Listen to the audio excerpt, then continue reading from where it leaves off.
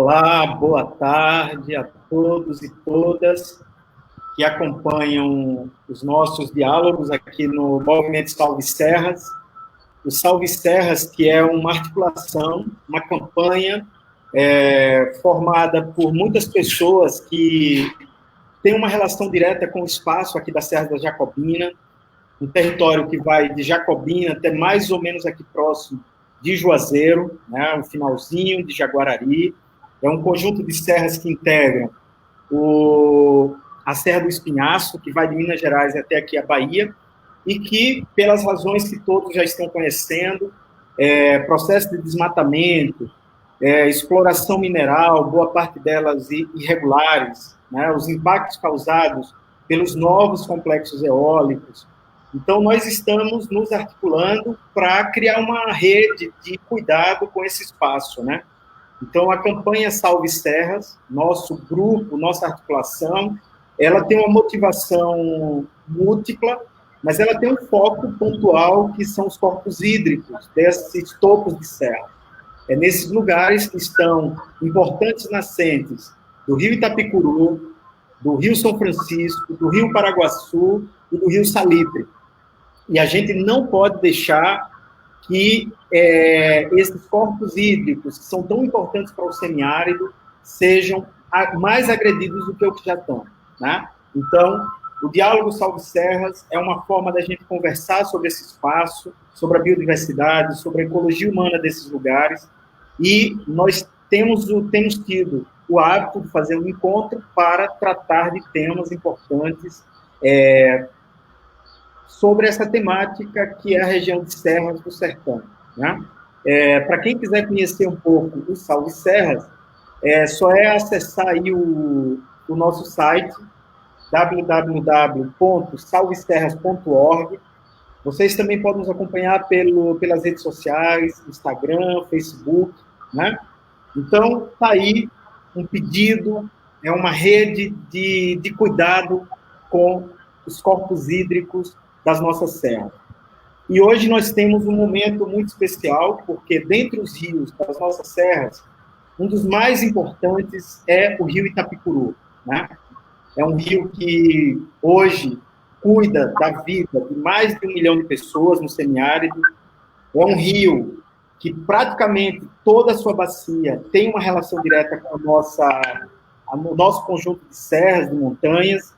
E nós convidamos para o nosso bate-papo uma pessoa que tem uma relação muito forte com esse rio, que é o atual presidente do Comitê da Bacia Hidrográfica do Itapicuru, o professor doutor e também presidente da SAB, né, Gustavo Negreiros, que também é professor da Univasf.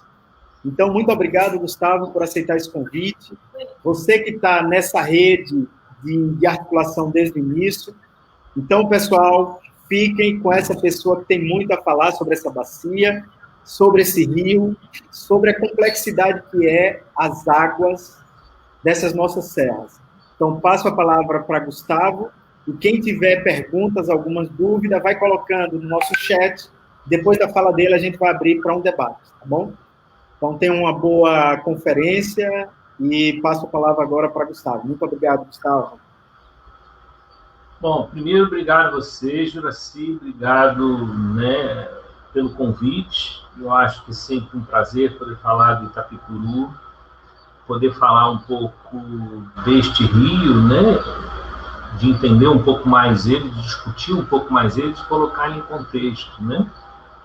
E, bom, eu vou estar um pouco falando, né, eu tenho 30 minutos, pelo que eu entendi, não é isso, assim? Então, falar um pouco do rio Itapicuru, falar um pouco dessa proposta da APA, e como a gente sabe que tem um público bem diverso, né, eu vou mesclar um pouco diferentes coisas para que a gente possa ter alguns elementos, né, para debate. Bom, como o Juraci falou, eu estou como presidente do Comitê de Bacia, ou da Bacia Hidrográfica do Rio Itapicuru. São 14 comitês hoje no estado da Bahia, responsáveis por diferentes rios, ou diferentes regiões, né? No nosso caso, o rio Itapicuru, no nosso caso do rio Itapicuru, deixa eu buscar aqui uma imagem dele e mostrar para vocês. É uma área, é uma das bacias, né? Iniciando aqui. E fazer a...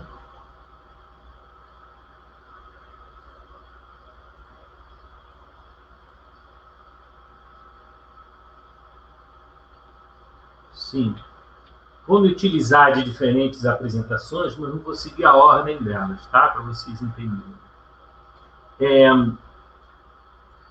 No caso da bacia hidrográfica do rio Itapicuru, e eu acho que vocês têm que entender que, né, partindo do pressuposto que todo mundo entende o que é o conceito de bacia hidrográfica, né, que é toda a água que drena para o mesmo local, né, a bacia hidrográfica do rio Itapicuru é tudo isso que está mostrando neste mapa. Tá? Ou é toda esta região, é o que a gente chama bacia hidrográfica barra geográfica, porque ela é tirada em cima dos cumes dos morros ou dos interflúvios, ou aqueles que dividem as bacias, né, entre elas, mas que definem que o escoamento superficial das águas vão para dentro do rio, que vai desaguar no exutório comum, que é a foz do rio Itapicuru, lá em Siribinha, no município de Conde. Tá? Esta bacia, esta região, né, como um todo, ela está inserida dentro do semiárido nordestino.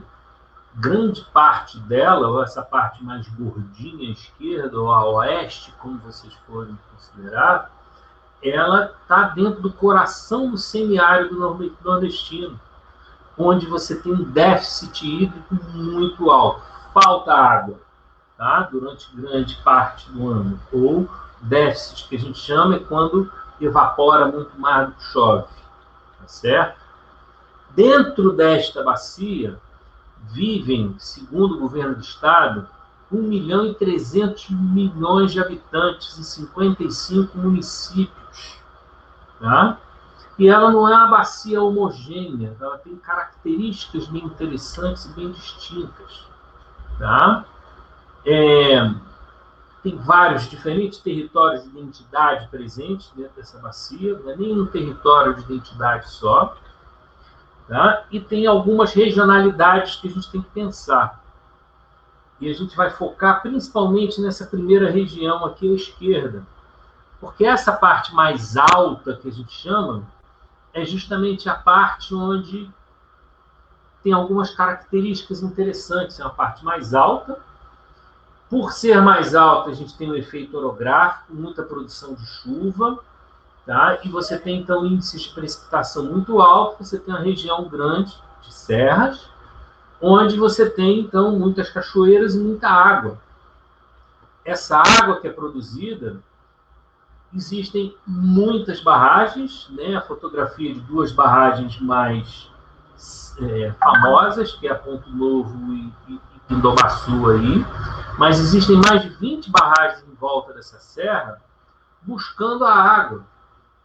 Tá? Para uso. Por quê? Porque você tem, então, logo depois dessa primeira região de serra, você tem essa segunda região, que é a região central aí se você for pensar mais no território do Sisal e tudo, que já não tem tanta água, os índices de precipitação são bem mais baixos, e os rios não são mais perenes, eles são temporários ou sazonais, né? Ou seja, que só corre água ou na época de chuva ou só quando está chovendo. Ou, muitas vezes, ele também corta ou seca. Tá? Nessa fotografia no canto inferior esquerdo aqui, é exatamente a gente andando dentro do leito seco do rio Itapicuru, nessa região. Tá? Na região ali de Santa Luz, né? Santa Luz nordestina. Então, assim, o rio seca de vez em quando. E quem que abastece essa água? Vindo aqui mais à frente, quem abastece essa região número 2, principalmente, hoje em dia, é a região número 1, ou essa região das serras no qual nos encontramos. Tá? Outras características interessantes, falar um pouquinho rapidinho, né? Essa água que é produzida nessa região de serra, ela não só abastece essa região também, número 2, né, que é esse médio alto do rio Itapecuru, que nós chamamos, e abastece ela para quê? Então, a gente também tem que colocar uma outra informação em perspectiva. Então, deixa eu fazer uso aqui de uma outra apresentação que a gente tem aqui. Tá?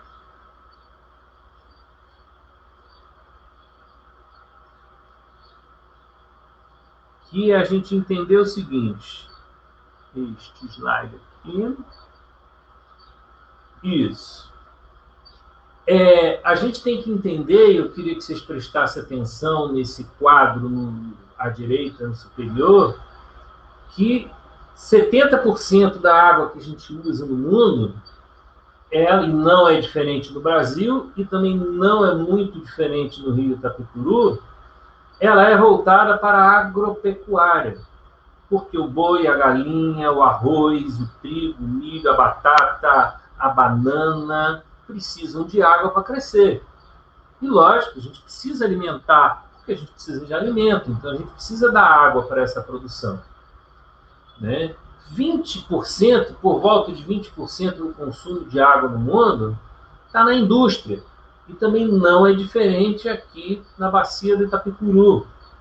Aqui a gente tem grandes indústrias, principalmente indústrias minerais, fazendo uso da água nos seus processos industriais. Tá? Aqui na cidade de Andorinha, a gente, por exemplo, tem a Ferbasa, que faz uso da água para concentração da cromita. A gente tem a Mana Gold lá em Jacobina, que faz uso da água para também no processo para extrair o ouro. E tem outras empresas, indústrias, principalmente minerais, aqui no nosso caso, que fazem uso da água. Tá? Somente 10% na média da água, do uso da água, é a água que acaba sendo usada para o nosso uso doméstico. Cozinhar, lavar roupa, beber, sabe? No nosso dia a dia. Certo? Bom, deixa eu voltar aqui na outra apresentação. Espero que eu não perca aqui. Sim. Então, dentro dessa perspectiva, né, dentro dessa ideia, não é à toa, né, que dentro dessa área número 1, mais à esquerda da parte alta da bacia, que a gente tem... Vou voltar aqui, ó. Ambientes muito úmidos, ambientes com muita água, tá? E que essa água tem uma importância não só para o local onde ela passa, ela abastece usos, e usos, como eu mostrei, também dessa segunda região e de outras regiões vizinhas. Hoje, a água que cai aqui nessa região número 1, na serra, ou nas serras da Jacobina, ou no Piemonte, tá? Aqui, na parte norte da Chapada, ou nesse extremo norte da Serra do Espinhaço, ela é responsável pelo abastecimento de por volta de 700 mil pessoas na região. Isso é abastecimento humano. Ela também é responsável por abastecimento e o processo industrial de diferentes indústrias extrativas minerais, como também diferentes projetos agropecuários, perímetros irrigados e projetos agropecuários que bebem dessa água, que utilizam dessa água. Tá? Hoje, as águas da serra já estão interligadas, abastecendo diversos municípios, tanto nessa região 1 quanto na região 2, territórios do Piemonte Norte do Itapecuru, Piemonte da Diamantina, do Cisal, tá? E hoje, recentemente, o governo acabou interligando a bacia do Itapicuru, a bacia vizinha mais ao sul, que é a bacia do Jacuípe, através de uma adutora que liga a barragem de Ponto Novo à barragem de Pedras Altas e que já está interligada à bacia do Jacuípe. Tá? Ou seja, potencialmente hoje, a água de Ponto Novo poderia, ou pode, né, em teoria, chegar até na barragem de Pedra do Cavalo, que abastece Salvador. Tá? Então, para a gente entender um pouco até onde esse sistema de coleta dessa água que cai na serra vai e a importância da bacia do rio Itapicuru. Tá? Apesar de ser um rio, em muitos locais, sazonais, de fluxo não constante, mas você tem uma importância hídrica regional muito grande, porque ele acontece numa região seca. Tá? Então, baseado nessas ideias, um coletivo de diferentes instituições, e avançar aqui um pouco, tá? Fez a proposta de que nessa parte a oeste da bacia do rio Itapicuru fosse criada uma unidade de conservação, mas não qualquer unidade de conservação. A gente viu que a gente não quer simplesmente fechar essa região, botar uma cerca em volta e mandar todo mundo embora. Não é isso. A gente precisa... A água que essa região gera abastece 700 mil pessoas, diferentes projetos industriais e projetos agropecuários. A gente quer que não só essas pessoas tenham água, como essas indústrias e esses projetos também tenham água para funcionar.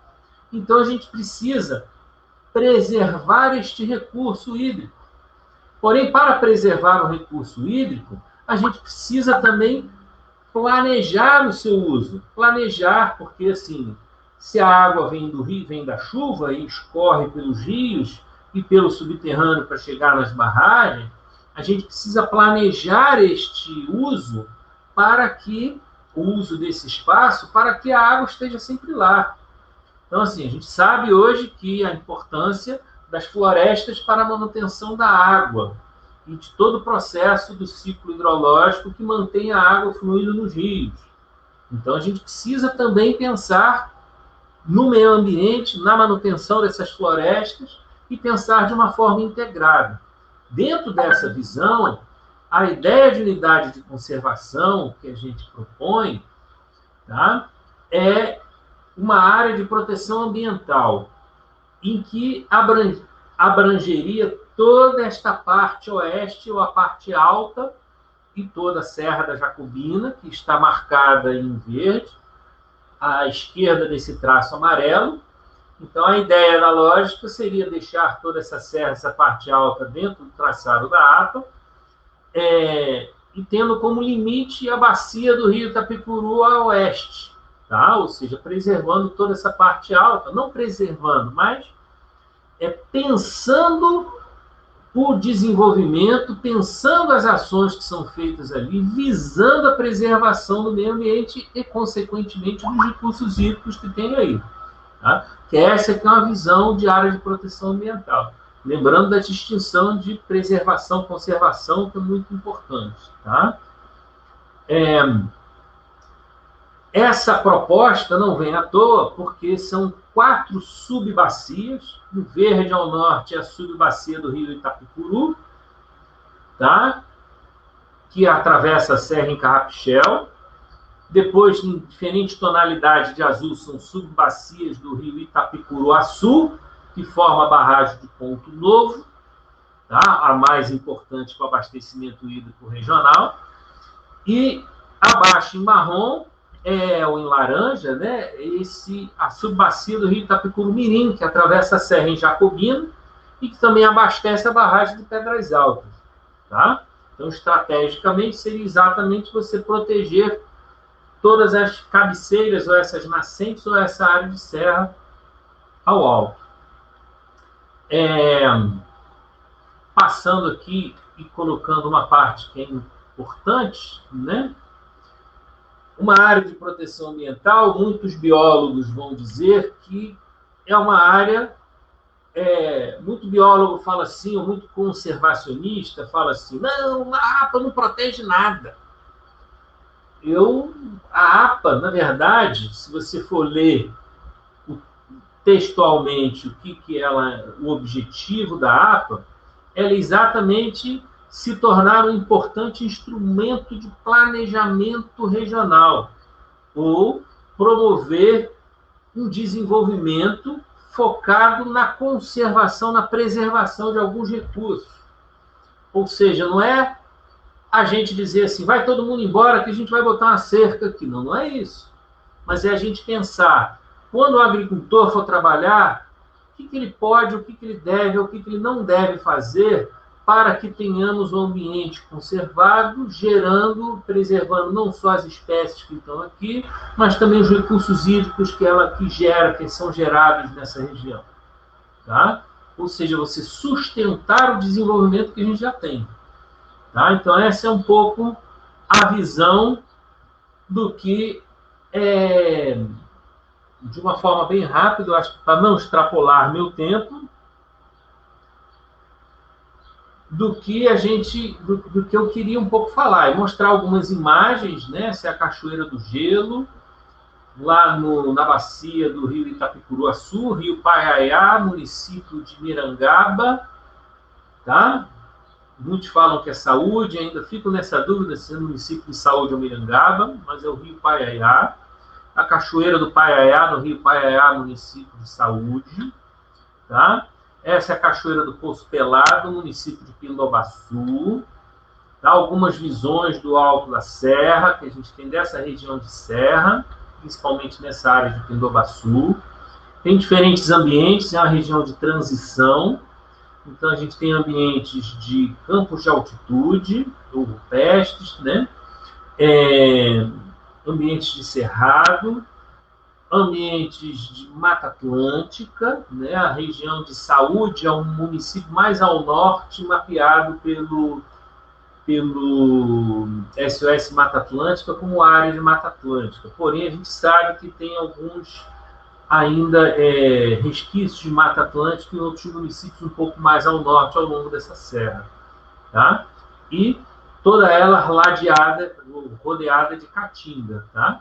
Então, você vê que justamente nesses vales mais úmidos, você tem os ambientes mais úmidos, florestas mais imponentes, né, mais altas e tudo mais. Então, era um pouco isto que eu queria falar. Eu acho que exatamente dentro do meu tempo, 30 minutos. E volto aqui para você, Juraci. Obrigado, Gustavo. Maravilha, didática a sua apresentação. Né? Então, a gente vai abrir um pouquinho para o debate, para algumas questões. Então, quem está nos assistindo, se quiser mandar pelo chat alguma pergunta, vai mandando, que a gente vai passando aqui.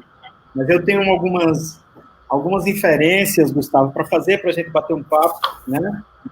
Considerando a própria natureza do Salve Serras, né? Uma primeira questão que você traz, Gustavo, é como o Estado da Bahia está olhando para esse lugar, né? Como é que é uma questão, mas, ao mesmo tempo, uma provocação que tem chamado a atenção da gente.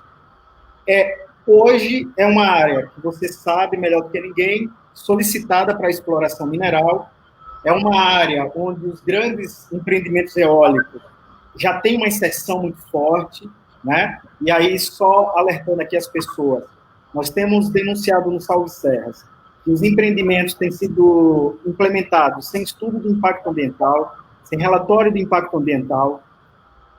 O Estado, recentemente, publicou uma normativa 01 de 2020 que abre essas terras devolutas, a maioria delas nos topos da serra, para a implementação dos empreendimentos eólicos, sobretudo, né? Então, minha questão nesse ponto, Gustavo, você conhecendo a riqueza, como você apresentou, e a importância ambiental e para a sobrevivência humana desses corpos hídricos da serra, como é que você vê esse paradoxo de haver um estímulo muito grande para esses empreendimentos, mas, na mesma proporção, a gente não tem visto uma preocupação com as nascentes desses rios? Como é que você está percebendo isso? A atenção do Estado, dos gestores públicos, com a importância desses recursos hídricos, desses bens naturais? Bom, eu vejo até como uma contradição do Estado, tá? Que eu acho que a gente precisa, como sociedade civil, cutucar cada vez mais, e eu parabenizo o movimento Salve as Serras, exatamente por ajudar nessa discussão, por ser um elemento forte de questionamento, de discussão e de debate. Tá? Então, é lógico que a gente tem que colocar as posições aqui em perspectivas, uma coisa é minha posição pessoal, outra como presidente do Comitê de Bacia, né, e tudo, mas, assim, eu acho, Gustavo, né, de que a gente não pode radicalizar.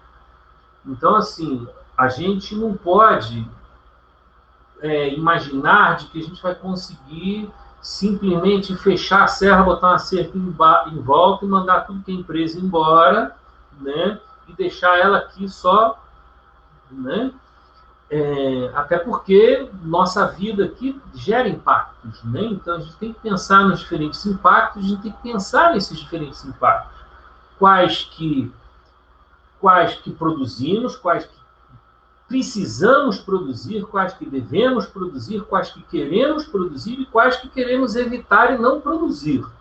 Tá? E aí só é a essência de um planejamento.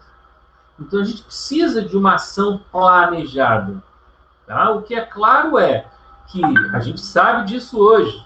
Se a gente desmatar tudo e a gente simplesmente esperar o clima mudar para a gente com a barragem embaixo, amanhã vai faltar água para a gente, como também vai faltar água para os perímetros irrigados e projetos agropecuários, vai faltar água para a indústria de mineração também. É lógico que ela vai ter uma condição competitiva diferente do que a gente brigar por essa água, né? Porém, vai faltar água para todo mundo, né? Então, a gente tem que pensar e planejar isso que queremos. Não vejo contraditório um pouco. O governo do Estado, muitas vezes, apoiando, incentivando, empurrando grandes projetos econômicos, eólicos, de mineração e tudo mais. Porém, não tenho nada contra isso se forem atividades planejadas e discutidas dentro da sociedade. Porém, claramente, elas não são. E a ideia da criação de uma APA é que a gente possa fazer essa discussão ou planejar o território, planejar ambientalmente este território. Quais ações, quais impactos queremos, devemos ter, onde e como. Esse é que é o intuito inicial da APA. Tá? A ideia da APA não quer dizer assim, não queremos isso. Não, não é isso. A gente quer isso, talvez, se isso for nesse cuidado, dessa forma. Sabe? Então, algumas questões importantes que a gente precisa colocar. Né? Por exemplo, impacto de mineração. A gente precisa tomar cuidado. Né? Será que a gente precisa ter a mineração utilizando água para concentrar o seu minério? Será que não tem uma outra alternativa tecnológica para que essa indústria de mineração possa concentrar o seu minério? Será que existe uma outra forma de você instalar torres eólicas que não seja você construir aquelas estradas monstras que saem cortando tudo que é nascente que tem no topo da serra? Porque, mais uma vez, o grande impacto que eu vejo pela perspectiva hídrica na serra das eólicas não são as torres, mas são as estradas que são construídas para você colocar as torres de lá. Tá? Porque elas acabam cortando todas as áreas de nascente que tem para eles conseguirem chegar com aquelas turbinas e aquelas hélices monstruosas lá no alto da serra. Sabe? E isso é visível até do espaço. A gente precisa conseguir pensar isso. Talvez tenha uma outra forma de a gente ter acesso, o que é, né, a fazer isso acontecer, mas a gente precisa cutucar para que isso aconteça. Né? Eu recordo sempre uma discussão que foi colocada uma vez no Parque Nacional da Tijuca, muitos anos atrás. Isso eu lembro que a minha mãe que falava isso lá do Parque Nacional da Tijuca do Rio.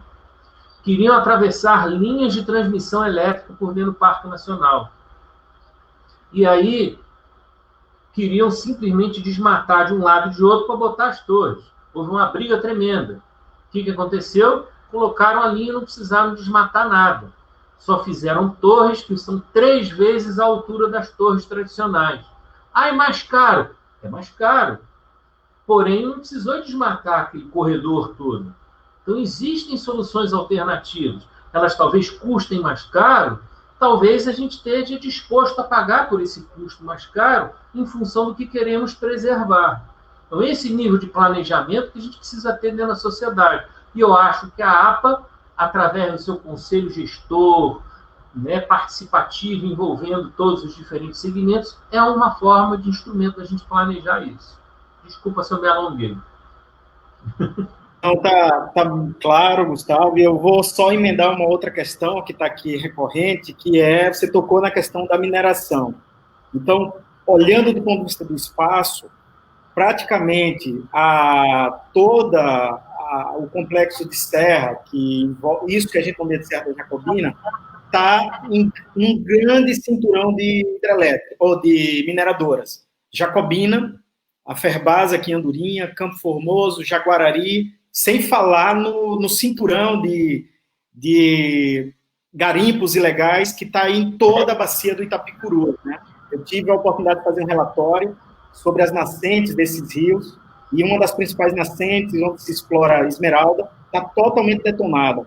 E há uma hipótese de que hoje esse processo de desaparecimento, de secamento de nascentes, rios, a exemplo do que aconteceu com a Serra dos Morgados, com o Rio Estiva, tem a ver também com a exploração minerária nesse conjunto que é a Serra da Jacobina. Eu queria que você falasse um pouco mais sobre isso, como é que você observa os impactos dessas mineradoras, desse conjunto de mineradoras no Rio Itapicuru, na bacia do Rio Itapicuru. Bom, falhou um pouquinho aqui, mas eu acho que eu peguei o contexto, sim. Eu vou responder, mas eu não vou me ater só na questão das mineradoras. Tá? Eu acho que aí é que a gente precisa ter uma visão um pouco mais sistêmica e olhar o nosso sistema como um todo. A própria água como um todo, eu acho que existe uma perspectiva, assim, a gente tem que pensar na água, como utilizamos a água, o que queremos a água. E eu acho que a gente tem que também pensar na mesma coisa na agricultura, na mineração, sabe, nos diferentes setores. Um erro que a gente acha na gestão hídrica é a gente só olhar para o recurso água, o quanto que tem. Mas a gente tem que saber o para que a gente usa e o quanto que a gente usa. Eu acho que a mesma coisa a gente também tem que pensar na mineração e na agricultura e tudo mais. Então, assim, a gente sabe hoje em dia, e grandes iniciativas no Nordeste mostram isso, que é possível você produzir muito bem e alimentar muita gente, né? A agricultura familiar alimenta 80% da população brasileira, e a agricultura familiar sobrevive, sabe, dentro do Nordeste, com iniciativas de pouco uso de água, de convivência com a seca. Certo? É lógico que o agronegócio como um todo, a grande produção, seja ela de qual produto for, banana, soja, algodão, qualquer um que for, em larga escala, ela vai também usar água em larga escala. Queremos ter essa larga escala de uso de água na agricultura? Não sei, sabe? A gente está simplesmente vendendo. Né? A gente transforma a água numa commodity, ou embutida naquela commodity internacional. Mesma coisa, na minha perspectiva, a mineração. Precisamos ter mineração? Precisamos. Aqui a gente tem grande parte da tabela periódica está presente aqui dentro, um monte de minerais aqui dentro. A gente tem que extrair minério para ter celular, para ter computador, para ter internet, para ter carro, para ter avião, para ter um monte de coisa. Porém, a gente precisa simplesmente fazer da forma como a gente faz, a gente tem que pensar nesse sistema de consumo e de produção que a gente tem. Né? E não simplesmente vender só porque ele gera riquezas e essa riqueza vai contribuir para o PIB. Sabe? Então, assim, a mineração gera impactos. Sim, existem formas tecnológicas de você gerar ele de forma diferente. mas também talvez a gente tenha que pensar se a gente precisa minerar tanto ou não. O que a gente deve ter que ter? A gente deve gerenciar a nossa indústria mineral só com um olhar capitalista de geração de riquezas e de divisas e só pensar em maximizar a produção e lucro? Ou a gente deve pensar na contribuição social e ambiental desta indústria de mineração e pesar isso no bolo? Se a gente colocar isso no peso custo-benefício, talvez a gente pense na indústria mineral de uma forma um pouco diferente, sabe? Eu acho que por isso que eu quis sair um pouco do foco só da mineração, porque acaba sendo para tudo, né? Você vê o exemplo das eólicas, mesma coisa. A gente, numa solução verde de produção de energia a partir do vento, a gente acaba criando outro impacto. Mas a gente não está discutindo o sistema e energia, para que ela serve, como ela serve, para onde que a gente deve, como que a gente deve produzir ela. Né? A gente só está querendo atender ao mercado, atender ao consumo. Vamos discutir esse consumo também, colocar isso em cima da mesa, né? Desculpa. Exatamente, Gustavo. Eu acho que tem só um detalhe que eu queria só acrescentar na sua fala, que é óbvio que nós precisamos dos minérios para viver, né? Mas hoje, nós sabemos que hoje a mineração contribui com menos de 1% do PIB nacional. Então, é evidente que toda essa riqueza que a gente discute em torno da exploração minerária está indo para fora. Daí a importância do debate que o MAN traz, que é a soberania popular, como é que essa riqueza fica. Né? Se a gente olhar as cidades que hoje representam a maior produção minerária na Bahia, Campo Formoso, Jaguarari, Andorinha, Jacobina, são cidades pobres. Você falou de um rio, que é o Itapicuru-Mirim, e quem conhece Jacobina, né, é uma cidade belíssima, mas um rio que virou um esgoto, na sede de uma mineradora canadense super importante no mundo, que extrai ouro. Então, como é que essa riqueza volta para cuidar também do ambiente aqui? Porque ali é a expressão de como nós ainda vivemos uma experiência colonial da exploração mineral. Né? Então, acho que esse debate é importante, essa riqueza tem que ficar com as pessoas, o nível de pobreza, e isso que o Movimento Salve Serra está clamando, que parte disso sirva para a gente cuidar do ambiente. Mas estamos chegando quase no finalzinho do nosso encontro, Gustavo. Eu queria deixar a palavra com você para suas considerações finais, e se você puder colocar um pouco de como é que está o diálogo com o governo do Estado para a implantação da APA. Avançou um pouco, não avançou? Qual é a sua perspectiva da gente breve ter esse espaço, que você está coberto de razão, não é uma APA qualquer, é um espaço de debate sobre a gestão num território do semiárido que é muito importante, que são as Serras da Jacobina, onde estão as principais nascentes desses rios. Então, passar a palavra para você, para as considerações finais, mas antes, se puder falar um pouquinho sobre como é que andam essas negociações, eu agradeceria. Sim. Bom,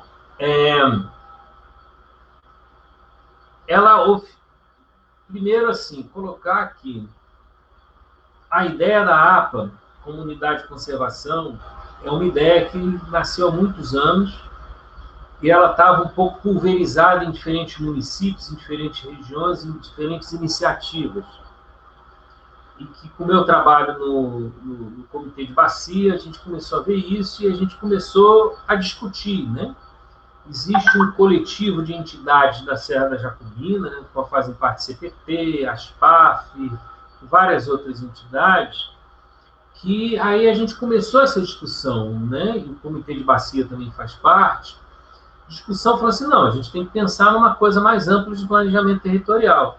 E a gente viu que essa ideia já era antiga, a gente conseguiu, então, nesse coletivo, juntar essa ideia. Através do Comitê de Bacia, a gente encaminhou formalmente essa proposta à SEMA, né, Secretaria Estadual de Meio Ambiente, e ela virou um projeto. Porém, agora é o momento que a gente tem que pressionar ao governo do Estado, aos nossos deputados estaduais, a Assembleia Legislativa do Estado e a SEMA, ao governo executivo, para que dê andamento a isso. Lógico que tem um custo, sabe? Segundo o pessoal da SEMA, ela está orçada, essa criação da APA, em 3,7 milhões de reais, sabe? Todo o processo de criação dela. Isso é o custo financeiro. Agora, também tem outro lado, que é o custo político. Tem muita gente que se coça na cadeira e fala assim, vamos criar uma outra unidade de conservação. E tem pessoas que só conseguem ter uma visão limitada, que acha que uma APA junta tudo no mesmo bolo, como se uma unidade de conservação fosse qualquer coisa, e começa a pressionar contra, sem nem entender direito que mais é para fazer um planejamento territorial do que simplesmente botar uma cerca em volta. Não é isso, né? Então, há muito também uma briga política que a gente tem que ter, que a gente conta muito com o movimento Salva as Serras e a iniciativa de todo mundo de pressionar, que a gente precisa pressionar politicamente para que esses governantes e esses políticos percam um pouco esse medo de poder trabalhar essa discussão, né? E encaminhar essa discussão com todo mundo.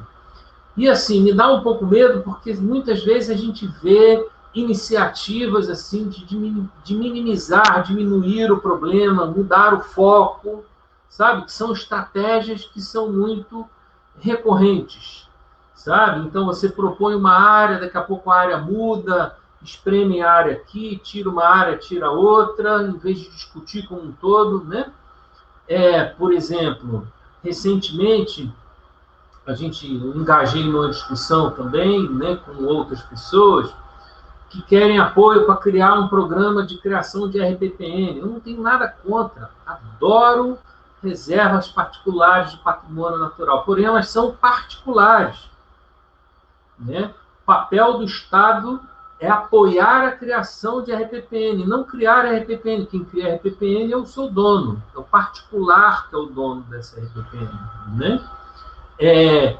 E isso não pode ofuscar o contexto na necessidade de planejamento regional. Então, a gente tem que tomar cuidado, a gente tem que manter esse foco de olhar para o território como um todo. Esse é um ponto. Pressão nos políticos, tanto no executivo quanto no legislativo, para que eles deem andamento e achem recurso para viabilizar essa proposta. Eles acham tanto recurso para fazer tanta coisa, que não acham recurso para fazer isso, sabe? Então, a gente precisa ir atrás desse recurso, né? E precisa pressionar para que isso aconteça, certo? Não sei se eu respondi a tua pergunta. Respondeu. E muito obrigado, Gustavo, por estar aqui conosco no Diálogo Salve Serra. Parabéns por seu engajamento, né? Hoje você está à frente de importantes instituições, o Comitê da Bacia do Itapicuru, a Sociedade Brasileira de Ecologia Humana, o trabalho que você faz na universidade. Então, eu sei que é muita coisa, mas você está de parabéns, viu? Muito obrigado. E a gente está junto aí, né? Para lutar também por essa APA, pela proteção de nossas serras. Tá joia? Muito obrigado.